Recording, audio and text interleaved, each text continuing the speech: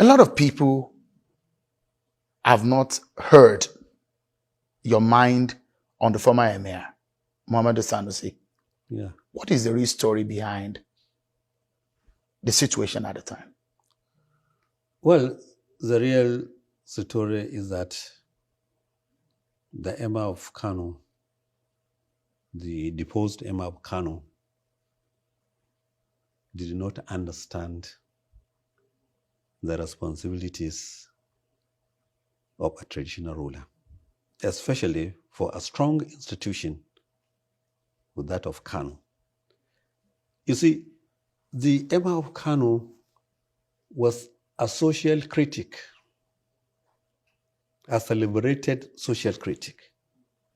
And there was nothing wrong with that because he's an educated person. There's freedom of speech. Let me give you one example.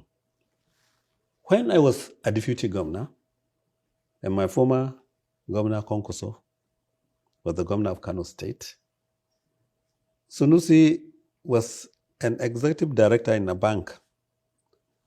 And he made a statement that instead of providing water in Kano State, we are building a house in Abuja. That is the house belonging to Kano State government, like any other, the lodge, the governance lodge in Asakoro. And also he said, while we were paving the roads with tiles in order those who are walking along the street can also walk smoothly, he said, instead of us renovating schools, we are putting, such pavements. So you can see that it was a social critic. Of course, in governance, you have to do so many things at the same time. You do not say you will do this, you will stop all other things. That was a social critic. I could remember my governor said either the bank should sack him or we should withdraw our account from that bank. And the government, the bank did not sack him. So we withdrew 969 million naira from that bank. I could remember the figures precisely. You see, that was the work of a social critic. But when we became the Emir of Kano, he refused to change from that stature to the stature of a traditional ruler. He's an economist, but he failed to understand. In economics, you have to inherit assets and liability. But in economy, he only inherited the assets of the traditional institution by giving orders, staying in a mansion, dressing gorgeously, being addressed as a king. But the liability of that institution, you have to watch your words. You have to watch your tongue. And he didn't do that. That was a problem. That was the biggest problem, that he could not change his mode of life from social critic to an institution. As of now, that institution does not afford a social critic of his type. He will have problem with the society. He was destroying the institution. This tongue that you are seeing is a very dangerous organ in the body. In fact, even politicians, the greatest enemy of a politician is his tongue. Because you said something yesterday, and today you are contradicting yourself. That is your tongue. That is why God, in his mercy, decided to provide so many layers for the tongue. You have the lips, you have the teeth, in order to protect your tongue, and it is also left in a liquid so that it doesn't become brittle. All these are arrangements in order to have a break for the tongue. But Sanusi was able to break all the walls. Even the traditional rulers, they added another layer by covering it like this.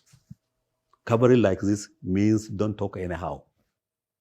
If you don't know, that is the meaning of this. Don't talk anyhow. And that's why you had a problem with him. Yes, that's when we had a problem with him. He was destroying the institution. That was one thing. The second thing was that, you see, there's claim and counterclaim about the creation of emirates, additional emirates in Kano. Abubakar Rimi attempted to create emirates, and he created emirates. But unfortunately, Abubakar Rimi did not provide the legal backing to the emirates. And therefore, another governor came and changed it.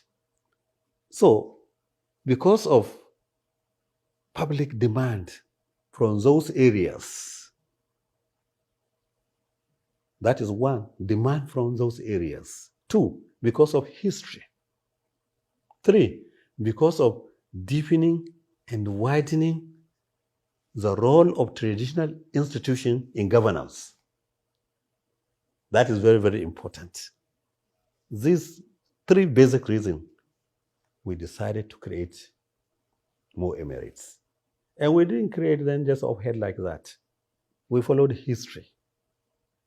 We followed the demand of the people. We created the emirates. He challenged it in the court of law. When he said the law was wrong, we look at the law. Yes, we say it's okay. We corrected the law. He went back to the court, challenging it. Now, how can the leader of a traditional institution coexist with a government in litigation all the time? But it does look like you're planning to weaken his powers. As I told you, three reasons. Not weakening his powers.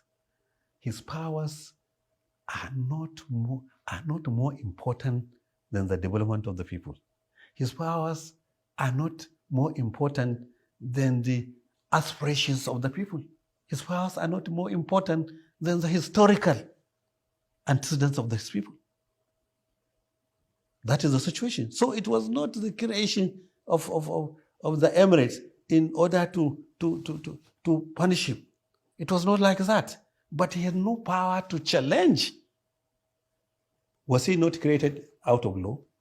Was he not a legal instrument that made him the Emir of Kano? Then why is he challenging legal instruments to create other emirs in the state? So these are the problems that he was heading to destroy the system on one side, and also he was trying to create a parallel government. He was trying to challenge the government on legitimate issues, which is not acceptable to me. And I don't think any reasonable governor, it will be acceptable to him. That is why we took that action. It was painful, but we had to do it in order to save the system. But look at his antecedents to start with. Was he not a governor of Central Bank? Was he not employed by late Yaradua? Before Yaradua died, he was criticizing the Supreme Point agenda of Yaradua. What was his problem? As a governor of Central Bank, he has the opportunity to go and see Yaradua either in the day or in the night to advise him, look, your 7-point agenda is faulty. Why not do it this way? Why not do it that way? Why did he go to the air? God so kind, late Yaradua could not remove him because he didn't last long. Now, look at the time of Jonathan. Jonathan inherited him from Yaradua. Jonathan allowed him to continue as a governor of Central Bank. And he said, billions of dollars were missing. He went to the air instead of conferring with Jonathan. And then he was proved wrong. So what kind of a governor of a central bank? People would take his word serious. So, Governor, what you did, I'm trying to show you his antecedents. I'm trying to show you the type of person he was. In deposing him, if you had the opportunity, would you do it again? Definitely. I have no regret because he was destroying the system. Governor Ganduje, I must sincerely thank you again. Thank you so much for talking to us. Thank you. I appreciate it. Thank you.